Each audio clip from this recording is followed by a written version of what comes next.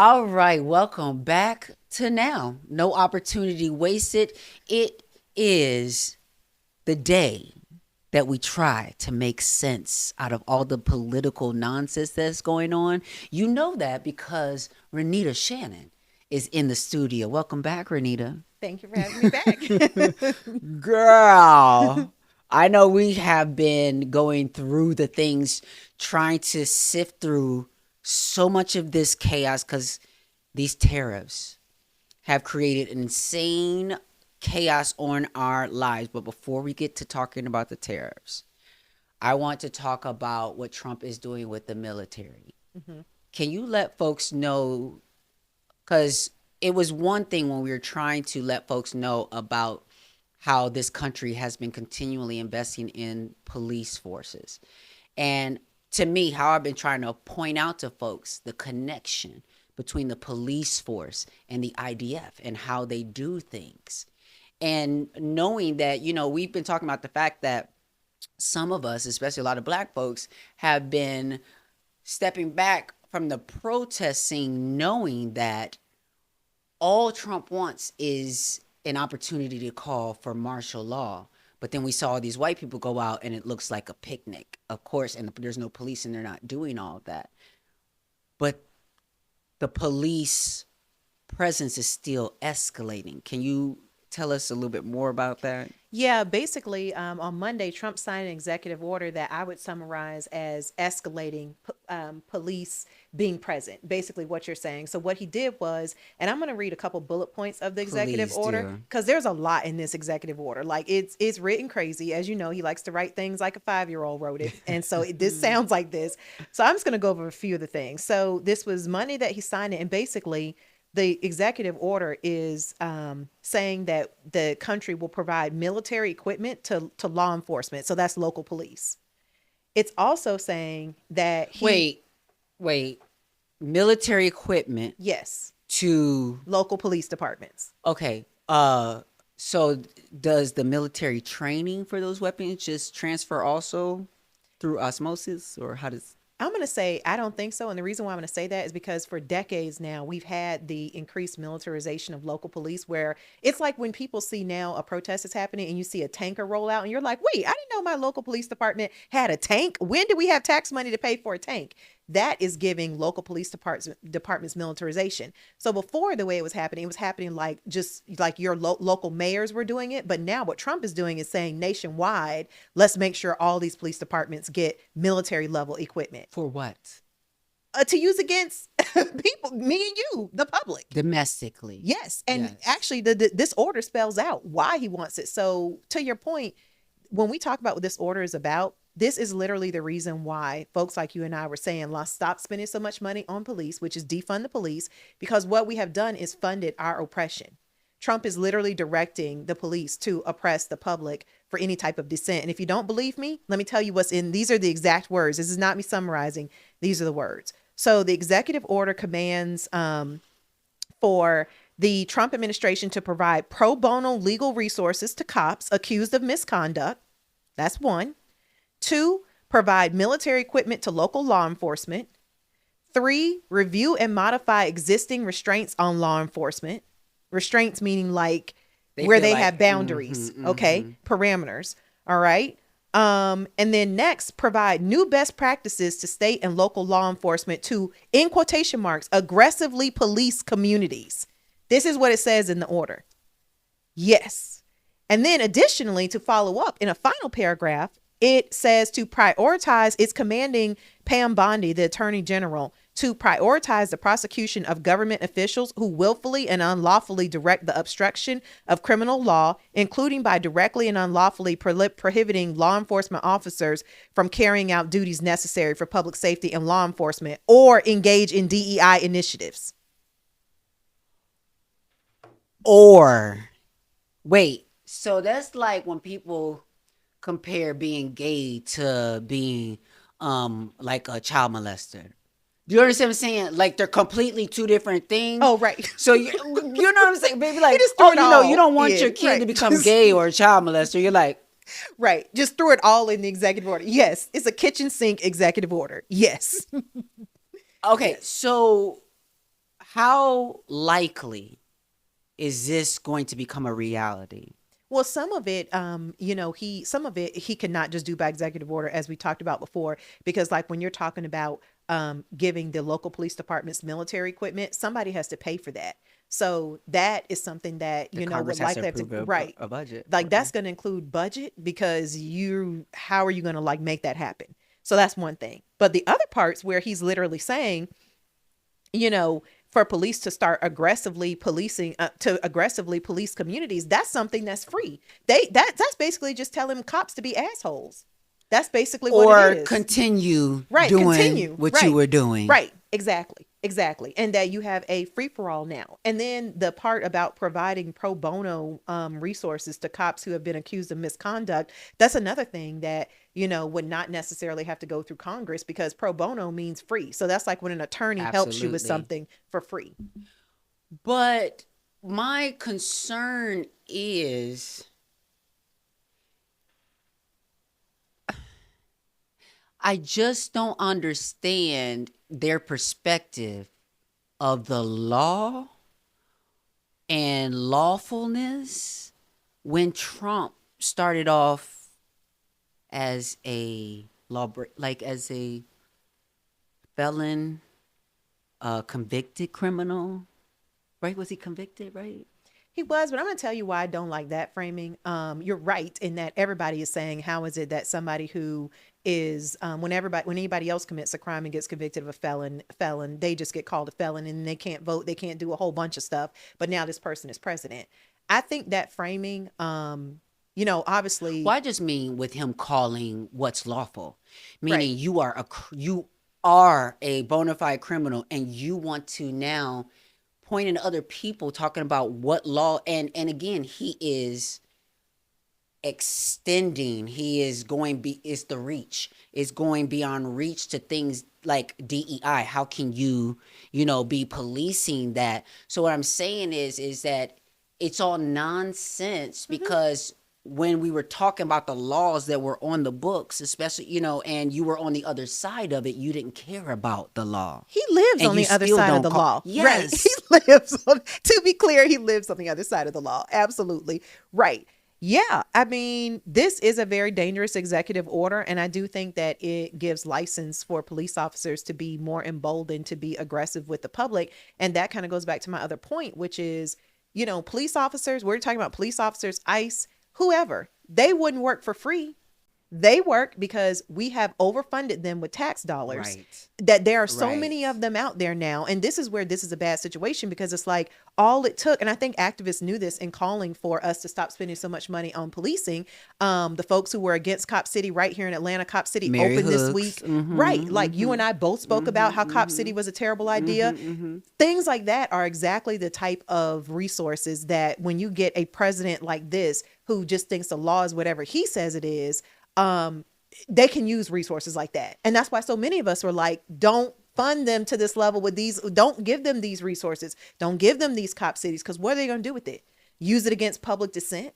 Because to your point, part of this is to arrest people who engage in DEI initiatives. Like what? I mean, DEI, that's an opinion. That's an opinion. Like, So, I mean, and even again, I know that we keep saying that we're trying to make it make sense. At what point does the American people say, okay, none of this makes sense, and this is bad? And I think like right now, it is getting to that because Trump's approval rating is in the toilet. So much so that he's trying to investigate the poll. right. Well, that's why I think he's trying to ramp up police because we are, I think, just a few weeks away from people have been in the streets. He's but trying I to think set it up so he can right. stay dictator. He's trying to set it up to use the police as his physical force and way of basically the public having any pushback on what he does. And so that just again makes the point again, like police have been funded to this level that now there's so many of them, they can, try to execute his agenda. They could try to execute you. Exactly. And so what I'm trying to say is I just saw a story where the ICE had broke down into the wrong house. Right. And so In Oklahoma. Yes. Not Chicago, Atlanta, or like the places that y'all like to think this stuff happens. Oklahoma. So where does stand your ground fit into any of this? Because I don't think I've been hearing anything from the stand your ground people. Well, where does the 14th where does the 14th Amendment stand in this? Like where's the Fourth Amendment stand in this of being not just having the police break in and do like illegal search and seizure? Where does any of that break in? Like it just goes back to the fact that Trump thinks he's a king. He doesn't think that laws apply to him, and he just thinks he can do whatever he wants to do. Now, one thing I am thankful about, we have certain rights. You cannot just bust into my home without cause. And when you do that, it can't be my bad. well, that's the thing that I am thankful about is that police departments have been, even though more and more elected officials have done everything they could to throw every single dollar they could find towards police. It is the case that most police departments are understaffed. So that is the other side of this, is that he doesn't have the manpower to execute what he wants. But the point is he's still trying to. That's the point. That is the point. And folks need to start talking to their elected officials and checking them on, are you somebody who wants to throw endless dollars at the police? Do you understand that we have actual investments that need to be made in the community versus throwing all this money at police? And for what? For them to turn around and be used against us? Because that's what's happening. You know, when I think about all of this force that's happening, Trump forcing his will on the American people. Because at some point I'm thinking, does morality kick in? And because you got Latinos on the ICE team. You got black cops. And you got black ICE agents.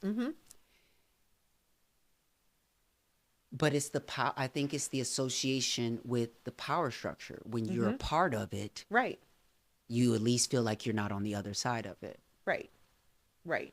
So the thing is, like we talked about last week, folks really need to start thinking about what they can do. That, if you are somebody who's like, I don't want to take the risk right now, I'm getting arrested by, potentially going to a protest. There are other things that you can do. You can cut off your social relationships with ICE, police officers, whoever. We talked about this last week. There are things that people can do. And also there are things that elected officials can do. Like I said last week, if elected officials even start saying no to this stuff, if they even say, listen, we're going to start talking way more about impeachment. Like, listen, we are going to say, no, we're not going to do X, Y, Z, even though Trump is threatening to arrest any elected official who apparently doesn't go along with his agenda. They could call his bluff. Now, he did arrest a judge this week who basically called his bluff, but he caught so much flack even behind that. What I'm saying is that he cannot just replicate and continue to do his agenda. He can get one of us. He can't get all of us. So that's the power of no. Is there going to be like this rolling retribution in the sense of, like, I just saw today that one of the Palestinian protesters was released from being in custody after being taken into custody at his immigration hearing. As we see the court saying, take your hands off of them, release them. It's kind of case by case at this point, and they're still moving forward. Marco Rubio, I think, just was talking the other day about continuing this plan. When the courts have convicted someone of something, or when there's a law that is broken, the police force, I'm trying to add this together, the police force are part of the enforcement branch. Who enforces what the Supreme Court is saying when they're telling the president to stop? It's supposed to be the Department of Justice, but that's Pam Bondi. It's Trump's DOJ. So that's why. Didn't the courts just tell Pam Bondi? They just told her, be careful. You talking about details of the Luigi case. There was a news article where the judge said in the thing, he basically to warn her or remind her that talking about the details is not a good thing. I didn't see that, but that is true. I mean, that's just general practice that it's not a good thing. It's true, but again, you've got these idiots in high positions that don't even know the basics. Well, you're right. They don't know the basics. Right. So that's the thing, is that, like, and we got people in leadership. That's what people need to, we're not trying to be alarmist about this situation. What we really just want you to do is to be able to understand that shit is getting real. Right. So much so, let's like the tariffs. It's no longer just a word that people are trying to figure out, well, what's that? Right. It's showing up next to your Sheen receipt. Those of y'all that's buying that Sheen. Right. And a lot of things. No, it really is. And like, so yeah, you bring up, most of the news has been about tariffs, because tariffs touches so many parts of our like life. Tariffs are connected to what you pay for the basics. As you mentioned, folks are putting online, okay, and right now they're talking about Shein and Temu, which I get. These they don't sell the necessities of life, No. but what is happening with the receipts we're seeing coming from Temu and Shein are the same things that will happen with any other retailer that does sell you the basics of life. So what we're seeing are receipts showing that like somebody bought a shirt from Shein for $20, and when they went to check out, the shirt cost $45. And people are saying, wait a minute, how are the taxes on the shirt that I'm purchasing more than the actual shirt? Right. That's because of tariffs. And so people decide, I'm not going to buy this, because who's going to pay more in taxes for something than the actual item product, cost? That's crazy. You wouldn't do that. Right. So that is having a ripple effect, because it's like people are deciding to pull back away from those types of purchases. And then the next thing you know, manufacturers are like, okay, we're not selling as much. Now that leads to layoffs. There goes people's jobs. Well, I was about to say that's not just with Temu and them like overseas kind of companies and stuff like that. That's with Amazon too. Right. Well, because they're all getting And their stuff UPS from and China, and it's made other places. Like so it's connecting all the Right. things. Like so if there's less business, like you're saying, Right. like these tariffs, we thought that Amazon was going to be standing on business for a second there and letting the American people know what the tariffs are costing them by putting the cost of the tariff next to their item. And Trump and this White House administration bullied They did. Bezos. They bullied Bezos into rolling that back. So I think that people need to understand that they don't want us to clearly see the information when in reality we could do the math for ourselves. But the more that they make it a thing of this is just what it is, they think that you're just going to notice. You're not going to notice. Last week, what your coffee was $2. This week is $8. Right. Like they think people are stupid. People are going to notice this. And like to your point, I mean, they did everything but accuse Amazon of treason, because they said that Amazon was using Chinese propaganda. Next thing you know, Amazon was like, oh yeah, no, we're not going to put the price of like how much. So of the now new what do price they is do tariffs. with all of those accusations? I don't know. But I mean, Amazon was the one that was all snuggly with Trump from the beginning. So I don't know. I'm one of the people who knew Trump was a bad idea since he came down the escalator in 2016. So I don't know what to tell people who are just now figuring out that Trump is a bad idea. I mean, because when you talk about people that are just now figuring it out, a lot of those people are white people.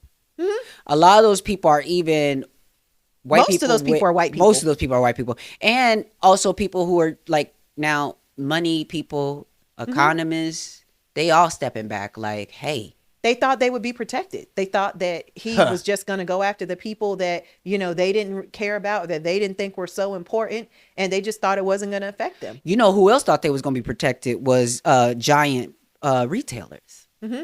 Right. Walmart. Right. Target. Right. What was the other one? They went into his office, Home Depot. Yeah. But they rolled up on the president. Right. They rolled up to let him know, hey, listen, all this that you're doing with the tariffs, we're going to have empty shelves in about 2 weeks, just to let you know. Yeah. So how real is that?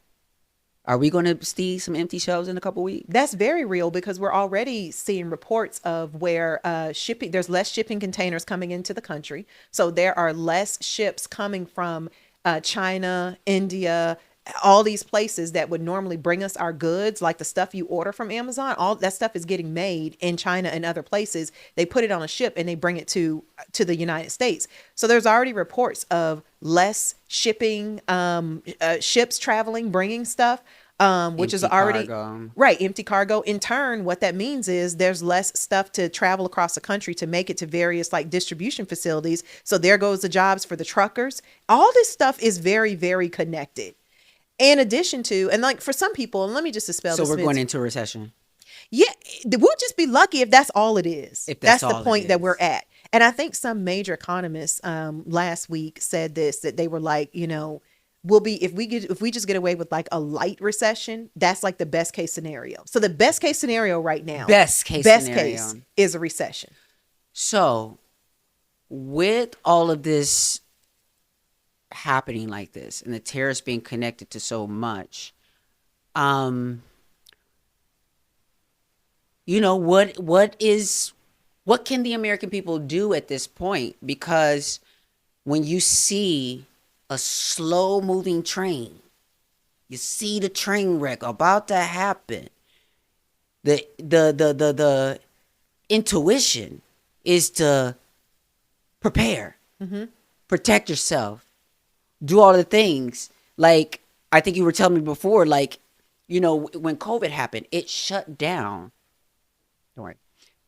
When COVID happened, it shut down our way of living, our way of being, and so many people were caught off guard. We all were. We didn't know COVID was coming. Right. Yes, exactly. But if we had known that it was going to prepare us for, we could have maybe, prepared some things. Right. So now it's a slow, and I can't even say it's slow. Right. It's not slow. These 100 days have felt like a bullet train. Right. Right. So you got this train, but it ain't reached the station yet, but you know it's coming. It's already caused enough problems because the amount of insecurity that he has put into our economy.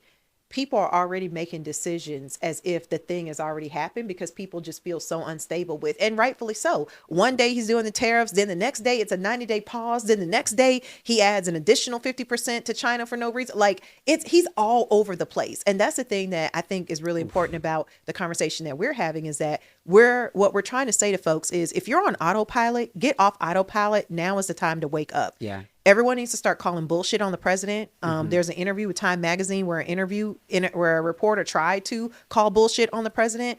You've got to start using your voices, even if that's just reach out to your congressperson and say, listen, I don't know what you think of what he's doing, but I'm telling you, we don't want this. And you need to be speaking. You need to be saying something. Like, this is bad for everyone. This is because the president's telling everybody that, oh, everything's great, everything's fine, and America's just going to be so rich. Like he said in his first term, we're going to win so much, we're going to be sick of winning. Remember that? I never became sick of winning. But I feel like people are starting to use their voices, and they're showing up. I'm seeing white people. Right. Showing up at town halls. But there's got to be more of that. And what there's got to be is an investigation of the information. Don't just take what Trump is saying at face value. Don't do that. Because there's still too many people doing that. But also, I think that people need to start banding together more. Ain't no way that they would have been dragging that woman up out of that thing like that. And nobody did nothing. We got to start protecting each other. But what's happening right now is, I guess there's being, like they say, they're manufacturing consent for all this kind of stuff. And for some reason, the person that stands up and makes and uses their voice, the other people think it's the right thing to do to remove that person causing a ruckus. Well, and I don't know that they necessarily think that it's the right thing to do. I just think people are kind of thinking, well, if I just don't do what they did, then I will be okay and I'll be safe. What about the people that voted against Al Green's? Right. The same thing. They think that they can shield themselves from the consequences if they just don't stand with the person who is being rowdy. But as you pointed out before in this conversation, this raid on the people who this raid in Oklahoma, they were at the wrong house. Okay. They weren't even at the right house. How many times? There's been multiple times where there's a police breaking into the wrong home, having the wrong address, arresting the wrong person. It's too much of that to be aggressive. And on top of it, with the situation in Oklahoma, it's reported that they took the money that family had. So if you know you're so wait a minute, like, okay, you thought somebody. And they took their money. That's a game. Right, exactly. That's a game. Right. It's actually something called civil asset forfeiture. Yes, civil asset forfeiture, which is a law that basically says that, and every state has it. Some states have like repealed this, either gotten rid of it, or they have like brought in the parameters. But Georgia's a state that still has this in effect, where basically if police think that you are in the commission of a crime, they can take your assets, meaning cash you have on you, valuable things in your house. They can take it. They get to keep it. But when they find out that it's the wrong person, then what? They give it back. How long does it take for them to go to court and find out that you're not guilty of whatever they thought you did? Also, I mean, I remember there was a case in Georgia where this man said that he was, to show you how crazy civil asset forfeiture is, This man was traveling with a whole bunch of money because he was in the process of moving. And so he had his first month's rent. You know, like places will require a deposit, security deposit, first month's rent. And he was carrying it in cash. Police pulled him over as he was in between his trips, like as he was moving. And they said that he looked suspicious. Are you doing a crime? What are you doing? Then they decided to search him. Okay. They search him. They find all this cash. They assume he's a drug dealer, took the man's cash. And this is a bipartisan issue where both Democrats and Republicans have said civil asset forfeiture needs to go. Like, I don't think it's the majority of Republicans that have said it, but there is at least a significant amount of elected Republicans who are like, this is wrong. The government should not be able to just take your stuff. And they haven't proven that you've convicted, they haven't proven that you committed any crime.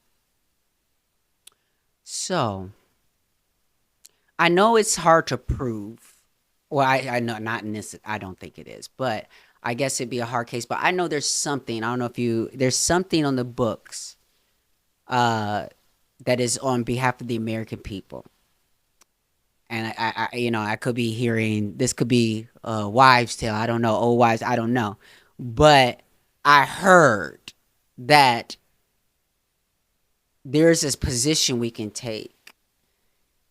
Maybe we all can take to stop paying taxes when it is a clear case for us that the use of those tax dollars are not in the best interests of the American people. Being a conscientious objector. So how do I do that? I don't know exactly how that process works. I need to look into being somebody. Yeah. Listen. So listen, we need to start figuring out how to be a conscientious objector. I know people did that during the Vietnam War. There were some people who said they were not going to pay taxes because they didn't agree with tax dollars being, sent to basically wreak havoc on other countries and pay for wars. Does that sound familiar? So this has been something that people have done before, but I honestly don't know what the process is. I'm sure it's not as easy as just like writing a letter to the IRS to say I'm not paying taxes. But the thing is I am a black trans woman. This country is trying to invalidate my travel documents. It's trying to make it a felony for me to just exist in certain states. Why would I be paying taxes to that? Well, that's a question for a lot of things. Like we said before, why am I paying taxes? So you can just use it to overfund police so that they can then try to repress me and detain me for having an opinion. Like, I support Palestine. So that's what I'm trying to say is we are at a point where it's like there's actions that need to happen to refuse the status quo, and some of that is going to end up in, I think, some of us taking something like a blow, like meaning like just like our ancestors had to take water hoses and billy clubs. There's a version. I don't know what it is, but it's getting to a point where we can't continue with just words. Well, and that's the thing. Like, what Trump doesn't understand is that he's getting dangerously close to people just moving ahead with violence anyways. Because the thing that keeps most people from, let's say if a cop stops you and is trying to detain you unlawfully, most people have in the back of their mind, you know what, that's okay, I'm gonna go along with this arrest, but then I'm gonna get a lawyer and I'm gonna sue him and I'm gonna, like make a big deal out of this and embarrass the city or whatever. Like they understand that there's recourse. Right. They know that there's some opportunity for recourse. Doesn't always happen, but there's at least a potential opportunity. But now the way Trump is doing this, to where it's just complete force, and you're working outside of the system and you're not playing by the rules. That's what makes people feel like there are no rules. And the next step is violence in the streets. Like, that's usually what happens. So this is something where everybody should be engaged in trying to make the president understand that, following the Constitution and the current laws that we have in place are, it's not, that's something that really needs to be like adhered to, because again, as I said before, if you don't have a system to make decisions, then what happens is decisions just get made over whoever has the most force in the street. And we don't want that. Right. And I'm going to tell you, one book I recommend like so often, it's a book called Power versus Force by Dr. David R. Hawkins. And it basically just kind of breaks down that real power never has to be justified, but force always has to be justified. When someone's forcing it, they have to justify why they're doing it. Power is. And so we're seeing people who are powerless without those titles, powerless without those positions, who are now forcing their beliefs and their will on the American people, and we have a right to say no. Yeah, and I think this executive order that Trump signed on Monday is exactly what you're saying, which is he's trying to justify all of the force that he's using.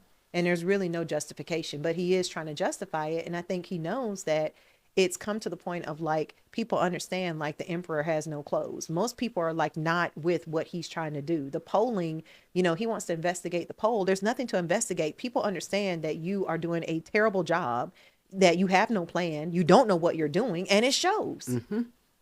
That's it. Well, hopefully, because the thing that doesn't give me hope is I know as a Black trans woman, I don't want to be the loudest in the front line because I know there have been too many people been willing to let them take me first. So I'm trying to see a groundswell of white people because I know that's ultimately who've been telling us how it goes in this country.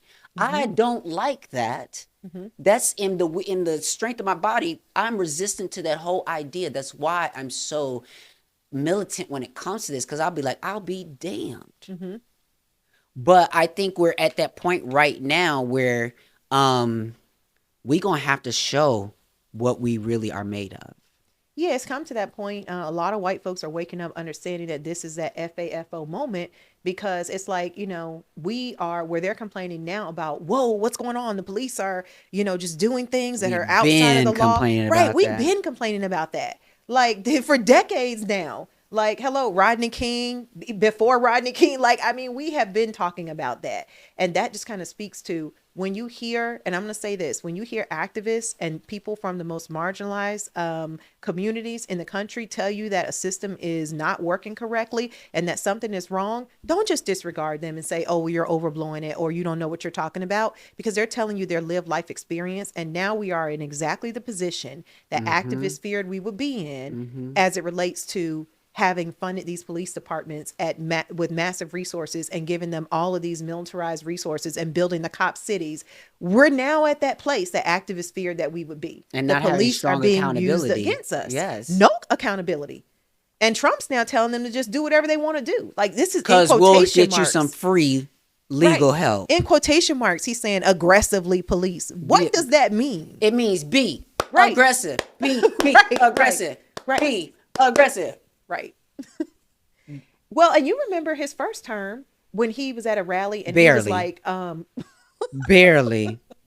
That was a doozy. I remember where he did a rally and he was like, police officers, don't be so nice to these people. Rough them up when you put them in the van. Just give them a little, rough them up. Right. I mean, listen, this man is just telegraph. Like, he's saying directly what his values are. I don't know why people keep thinking, oh, he's just joking. My last point, and then, I'm going to let it go. I'm going to let it go. But you're saying, right, that we need to be loud, right, about telling the president that this is not going to stand, that this is. Where are all our former leaders? Meaning, is it a one and done thing? When you're in this country and you've been looked towards for leadership and guidance, and now the country's on fire and folks aren't saying anything? I mean, I think, why aren't they as loud? Why you meaning like I'm saying, I know we got to get up and get. Where are the people who've helped us? And as we've gotten to this point to say we're still here, I'm still here. I still have your back, America. I think that some of it, having done the job, served in the legislature for 6 years myself, I think that everybody comes out of their public service in a different way.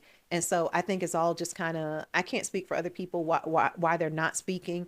I can only speak to that people. We're talking about when the house is on fire and the flames are licking your face. But people have to go with whatever their capacity is. So I just can't speak for what other folks are doing. But shouldn't they have a greater capacity if they're the ones that have asked for leadership positions, they're the ones who've said that they have a better capacity than the regular person because they want to be in leadership. They did at that time. And they may have used all their capacity serving, is what I'm saying. So, like, I don't know. I know that we've heard more from President Obama lately, which I know that he usually talks about how he tries not to interfere in Right, when he other tried. people are Yeah, yeah, president, yeah. right? But now he started like speaking up. I mean, it's just going to take all of us. We can't wait for That's what I'm saying. I think it's going to take all of us. And I'm just right. saying, it just seems like the people with the most to lose are the first ones. Of course, because the Always. people with the most to lose are the people who are like the most impacted. Yeah, that's true. You That's know what I mean? Like the way that these are affecting us. And I mean by the mm-hmm, most to lose is I mean that these are going to affect us. And so